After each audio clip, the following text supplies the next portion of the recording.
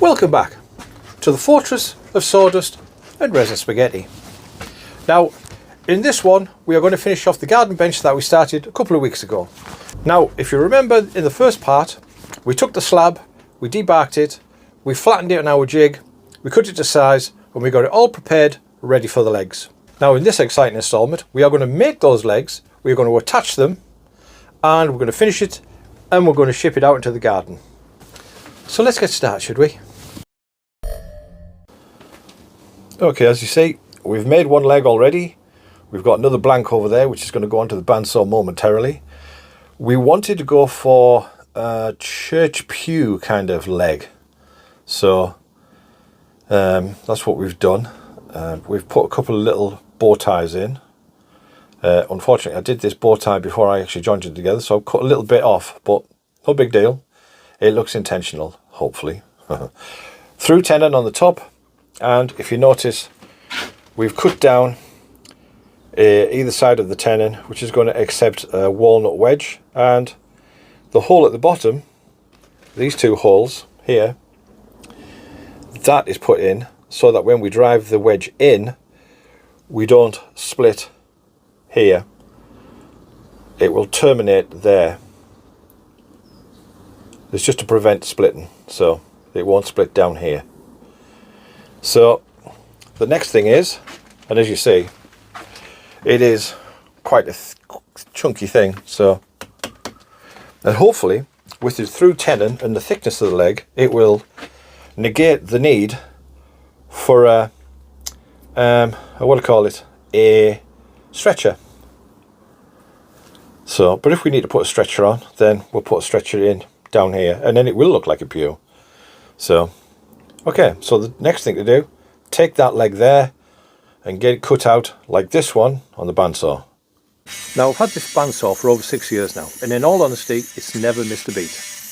These chunks of oak are a challenge for it, but with some persistence, it will get the job done. Now, once I'm finished here, I'll take it over to the oscillating spindle sander to take all the marks out of it, and then we'll take it over to the router table and we'll put a 1/2 inch round over on the edges. Also, remember, benches and chairs are around about 18 inches high to the seat. That's the average measurement from the floor to the back of your knee. And it's as simple as that. There we go. 2 legs for the bench. Now, the next thing to do is to make a through tenon for it.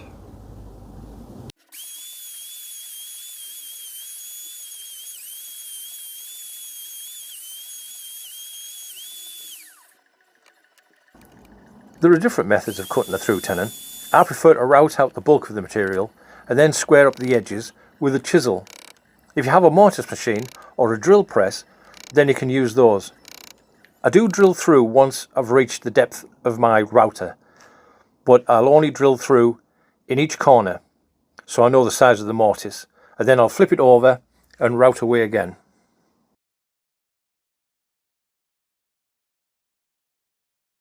So we have our through tenon. The next thing to do is to recess the top of the leg into the underside of the bench. Now this is only going to be about maybe 3/8, but it just drives it in, just finishes it off.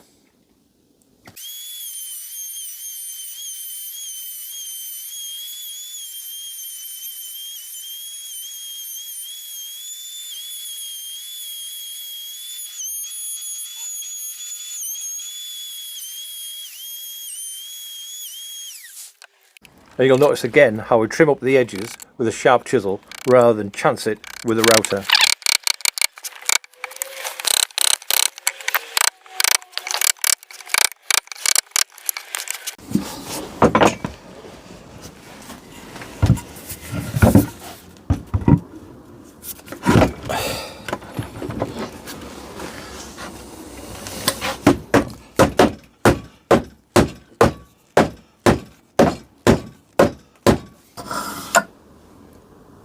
Cool.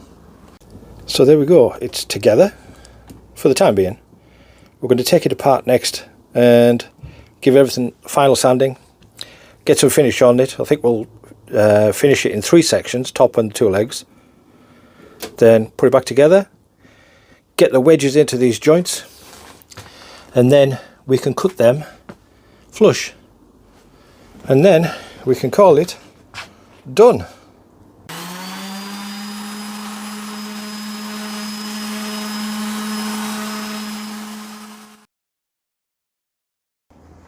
So the finish I'm using is teak oil.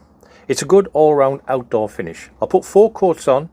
Now, some people don't like to use it for outdoor furniture, but as long as you're happy to recoat every 6 months or so, you'll be absolutely fine.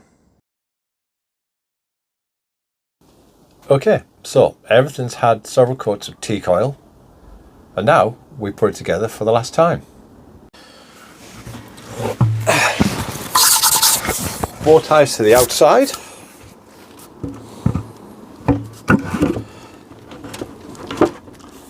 Look at that. That works. Fashion. In a fashion.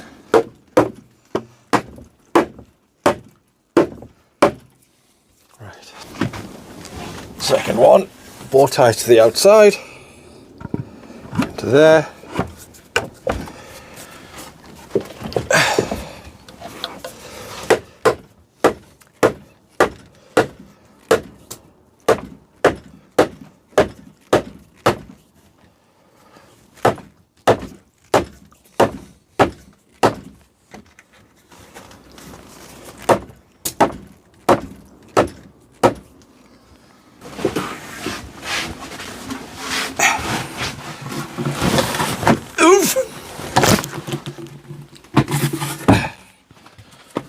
Okay, there we go.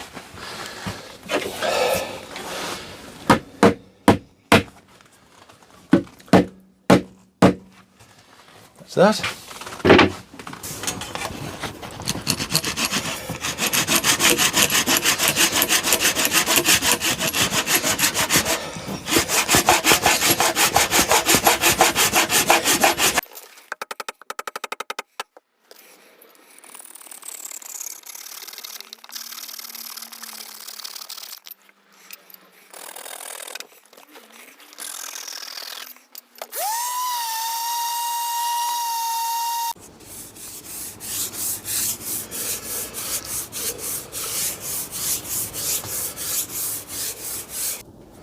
So there we go, guys. The bench is finished, and no real problems. The only snag that I came across was that I've made these through tenons so thick that the chances of getting the walnut wedge right in are practically zero. So we've put them in as far as we can. Fortunately, as you saw, we had to actually hammer the legs in the last inch, so they are in tight. They're also glued as well, so there's not a chance they're going to come out. And the next thing we need to do is to go put it in the garden.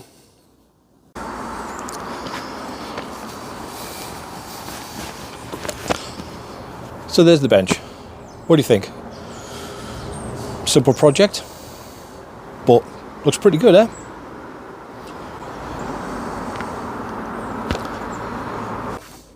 So there you go. Another project finished. I hope you think it looks alright sitting out there in the garden. And if you do build a bench yourself, let me know. I'd be interested to see how you get on. Now, one thing before I let you go, and that is, I've noticed that 75% of people who watch these videos are not subscribed. Now, that's absolutely fine, but if you do find yourself coming back each week to watch the videos, please consider subscribing, because it helps old Andy out and it's good for the channel too. Anyway, until next week, see you later.